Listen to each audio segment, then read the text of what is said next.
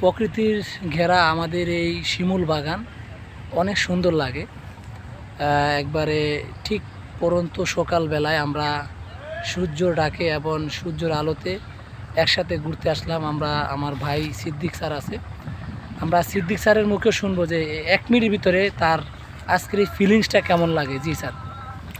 আসসালামু আলাইকুম।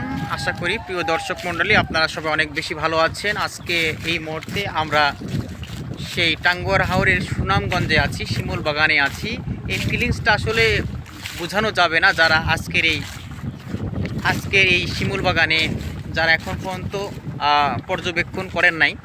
তো আজকের যে বিষয়টা ছিল আজকে হলো বিভিন্ন শিমুল বাগানে অনেক কিছুই দেখলাম। তো যারা এখনও আসেন নাই তারা অবশ্যই আসবেন, এসে ইনশাল্লাহ এনজয় করবেন। তো আমরা হলো ঢাকা থেকে এসেছি।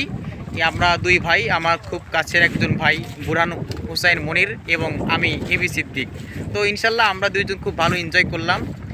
সবাইকে অনেক বেশি ধন্যবাদ জানিয়ে আজকে এখানেই আমি শেষ করছি। আবারও দেখা হবে কোনো একটা সেশনে। আসসালামু আলাইকুম। ধন্যবাদ, আপনারা থাকবেন আমাদের সাথে, আমরা আরো কিছু দেখাবো।